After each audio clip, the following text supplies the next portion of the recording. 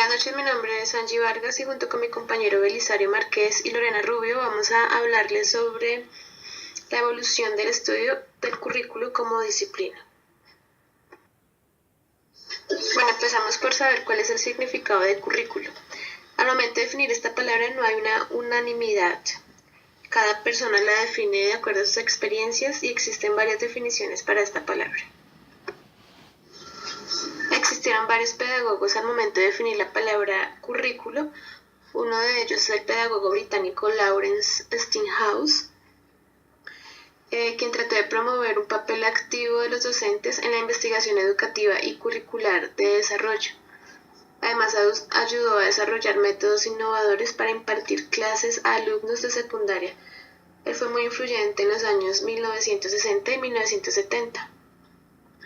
Él nos habla sobre varias definiciones del currículo que han tenido gran acogida en los Estados Unidos. Bueno, Steinhaus nos dio 4 definiciones. La primera nos dice que es un conjunto de experiencias planificadas proporcionadas por la escuela para ayudar a los alumnos a cumplir con los objetivos proyectados según las capacidades. Otra definición que nos da Steinhaus es que es un esfuerzo conjunto y planificado de toda la escuela, donde conducen el aprendizaje de los alumnos hacia resultados de aprendizaje predeterminados. Otra definición es una serie estructurada de objetivos de aprendizaje que se aspiran a lograr y anticipa los resultados de la instrucción. Última definición que nos dio el pedagogo Steinhaus es un análisis de la práctica docente como un marco donde tienen que resolver problemas concretos planteados en diferentes situaciones. Existen otras definiciones por parte de la Asociación Americana de Administración Educativa. Define el currículo como un conjunto de situaciones intencionalmente utilizadas para producir respuestas favorables de aprendizaje. En 1962, Hilda Taba, quien nació en Estados Unidos, fue una educadora y una investigadora del diseño curricular. Definió el currículo como un plan para orientar el aprendizaje y el camino para la preparación de los jóvenes para que sean miembros productivos de la cultura y la sociedad. En 1970, Marta Beatriz Casarini, quien es licenciada en Pedagogía y Psicopedagogía argentina, lo definió como un proyecto que integra teoría y práctica, donde el maestro no permanece estático, sino que es un sujeto activo y con iniciativa. Como hemos visto hasta el momento, no hay un término unánime para definir la palabra currículo, pero sí aparenta haber un consenso de las posibles clasificaciones o enfoques del término currículo. La primera posible clasificación es el currículo como estructura organizada de conocimientos. Se refiere al plan organizado de lo que se debe enseñar en la escuela. La segunda clasificación que tenemos es el currículo como un sistema tecnológico de producción. En este caso visualiza la escuela como un sistema de producción en donde la eficiencia y la calidad de los resultados son medibles en el comportamiento de los estudiantes.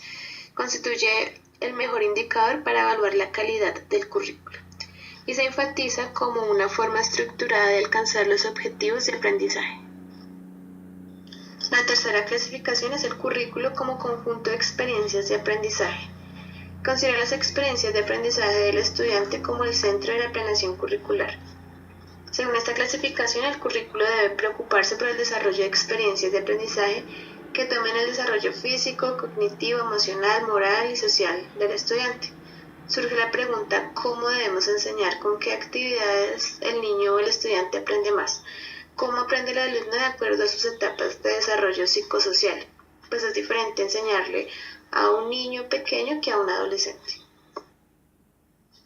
Y la última clasificación que tenemos del currículo es el currículo como reconstrucción del conocimiento y propuesta de acción. En este caso, el maestro es el puente entre la teoría y la práctica. Los maestros y el personal de apoyo a la docencia asumen roles planificadores, ejecutores y evaluadores del proceso educativo. Los maestros serían investigadores en la acción tanto del currículo como de sus propios procesos de enseñanza. El profesor deja de ser un sujeto pasivo a un sujeto activo y con iniciativa. Bueno, anteriormente vimos las posibles definiciones y posibles clasificaciones del currículo. Ahora vamos a ver por qué el currículo nace como una disciplina de estudio. En 1840 las escuelas estadounidenses se caracterizaban porque había poca asistencia de niños a clases, los maestros no estaban suficientemente preparados para dar las clases, habían varios grados en un mismo salón con un solo maestro y los métodos de enseñanza eran la recitación y la memorización. Además, solo se enfatizaban en materias clásicas como aritmética, lectura, escritura y latín. Esas características que se presentaban en el año 1840 produjeron una insatisfacción entre los líderes educativos, ya que el currículo que estaba vigente en esa época no correspondía a los grandes cambios que estaba sufriendo la sociedad norteamericana producto de la revolución industrial. Había mayor cantidad de estudiantes y diversas clases sociales, culturales y étnicas. A raíz de esto surgen nuevas teorías y principios psicológicos que enfatizaban la importancia de desarrollar un currículo que estuviera a tono de la naturaleza física y emocional del niño. Una de las teorías curriculares nos las dio el profesor e historiador Herbert Clifford, quien interpretó este periodo como una lucha entre diferentes grupos de poder que poseían su propia filosofía de cómo se debía enseñar en las escuelas. Herbert Clifford identificó 4 tendencias curriculares. La primera fue el humanismo clásico, donde enfatizaban el estudio de las artes liberales y la transmisión de los valores y la cultura tradicional. La segunda tendencia es el currículo centrado en el estudiante. Argumentaban que el contenido curricular debía ser determinado a base de los datos obtenidos sobre las etapas del desarrollo y crecimiento humano de los alumnos. La tercera tendencia, currículo centrado en la eficiencia social. Visualizaban el currículo como un vehículo para preparar al estudiante para la vida adulta en la nueva sociedad industrial. Y la última tendencia fue el reconstruccionismo social. Consideraba que el currículo debía propiciar el cambio social, proveyéndole una nueva visión de equidad y justicia al alumno, de manera que la sociedad pudiera reconstruirse. Estas tendencias le dieron origen a lo que hoy se conoce como escuelas curriculares. Estas son 4 escuelas. La primera es escuela curricular académica, escuela curricular humanista, escuela curricular tecnológica y la escuela curricular reconstruccionista social. El currículo centrado en la eficiencia social fue el que tuvo mayor arraigo en las escuelas públicas en Estados Unidos y Puerto Rico. Uno de los precursores más destacados de esta tendencia fue Franklin Bobbitt, considerado como el padre del currículo. Escribió el libro The Curriculum, donde plasma la importancia de estudiar el proceso de crear y desarrollar un currículo, y se enfatiza en la utilización del método científico en el desarrollo curricular. Bobbitt sugirió un método para la creación y desarrollo del currículo, nos dio 5 pasos. El primero de ellos es analizar las experiencias humanas y su influencia en el currículo. Esto incluye la clasificación y el análisis de las experiencias del alumno en términos de lenguaje, salud, recreación, religión, vida social y familiar. El segundo, analizar las tareas o el trabajo a realizar. Consiste en desglosar y analizar las tareas y actividades que tienen que realizarse para desarrollar e implementar el currículo. La tercera, identificar los objetivos. Se espera identificar y aparear los objetivos a ser alcanzados con las tareas y actividades a ser realizadas, mencionadas en el paso anterior. El cuarto paso es seleccionar los objetivos. En esta parte del proceso se debe consultar e involucrar a miembros prominentes de la comunidad que sean expertos en los contenidos curriculares a ser desarrollados.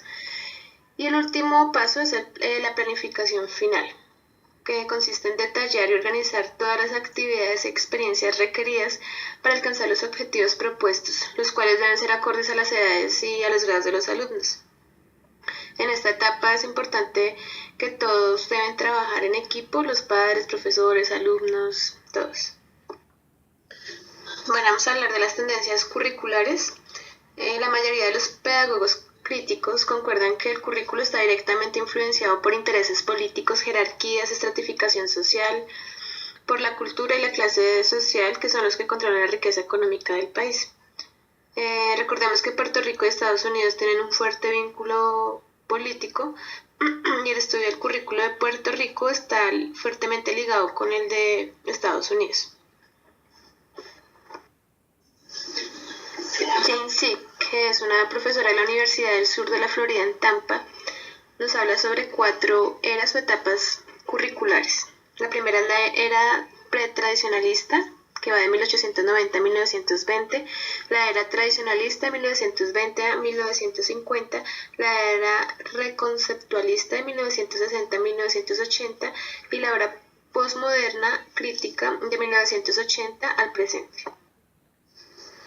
Bueno, esta era empieza desde los inicios de la colonización española en Puerto Rico e inglesa en los Estados Unidos.